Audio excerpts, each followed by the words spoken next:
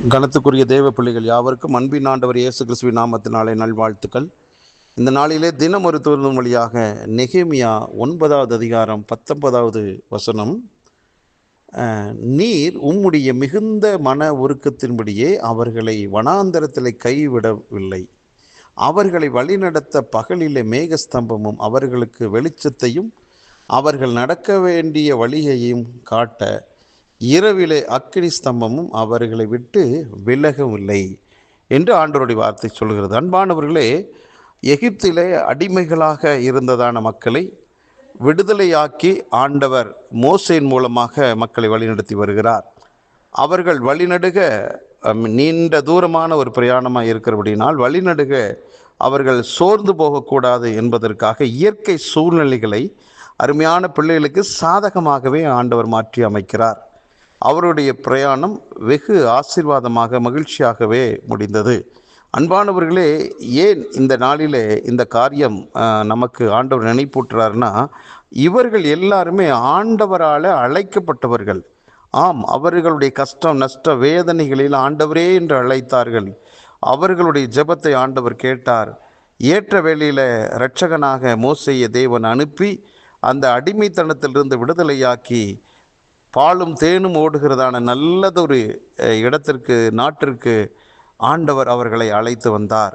அருமையானவர்களே, அவர்களுடைய பிரயாணங்களில் இரவும் பகலும் மாறி மாறி தான் வந்தது. எல்லாருக்கும் அப்படித்தான். அப்படி வந்ததான் அந்த காலகட்டங்களிலே இரவில் ஆண்டவர் அக்கினி ஸ்தம்பத்தை அனுப்பி அவங்களுக்கு தேவையான நல்ல வெளிச்சங்களை கத்தர் கொடுத்தார். பகலிலே மேகஸ்தம்பங்களை அனுப்பினார்.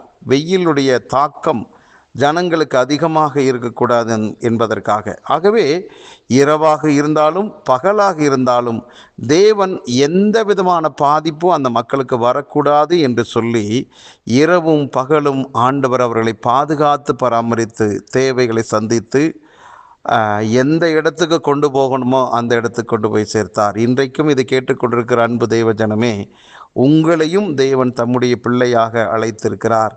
உங்களுடைய கூக்குரலையும் ஆண்டவர் கேட்டிருக்கிறார். உங்களுடைய கண்ணீர் தெரியும், உங்களுடைய மனபாரங்கள் தெரியும், உங்களுடைய உள் மனதுக்குள் இருக்கிற வேதனை அவருக்கு தெரியும். அன்பானவர்களே, நீங்கள் அழைக்கப்பட்டிருக்கிற ஒரே ஒரு காரணத்தினால இரவாக இருந்தாலும் பகலாக இருந்தாலும் உங்களுடைய காரியங்களை கர்த்தர் பார்த்து கொண்டு இது எந்த இடத்துக்கு உங்களை கொண்டு போய் சேர்க்கணுமோ அது வரைக்கும் உங்களை விட்டு விலகாமல், உங்களை கைவிடாமல் அந்த இடத்திற்கு உங்களை அழைத்து செல்வார். இடையில எத்தனை பிரச்சனைகள் வந்தாலும் அதை அவர் பார்த்து கொள்வார். உங்களுடைய பிரயாணம் இனி தடைபடாது. நீங்கள் அழைத்து செல்லப்பட வேண்டிய இடத்திற்கு நிச்சயமாக செல்வீர்கள். ஆகவே எந்த விதத்திலும் சோர்ந்து போகாமல், ஆண்டவர் எனக்கு முன்குறித்ததான் அந்த வாழ்க்கையை கொடுப்பார்.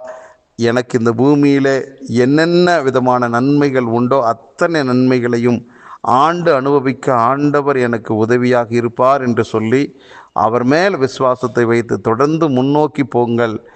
ஆண்டவருடைய கரம் உங்களை தாங்கும், நீங்கள் வெற்றியடைவீர்கள். நல்ல பிதாவே, இந்த நல்ல வேலைக்காக நன்றி. எங்களை அழைத்த தெய்வம் இரவும் பகலும் கூடவே இருந்து எங்களை பாதுகாத்து அழைக்கப்பட்டதான இடத்திற்கு நேராக எங்களை அழைத்து செல்ல போகிற தெய்வுக்காக நன்றி. இதை கேட்டுக்கொண்டிருக்கிற எல்லாரையும் வாழ்த்துகிறேன், ஆசீர்வதிக்கிறேன். நன்மை கிருபையும் தொடர்வதற்காக நன்றி. இயேசு கிறிஸ்துவின் நாமத்தை ஜெபிக்கிறேன் நல்ல பிதாவே, ஆமேன்.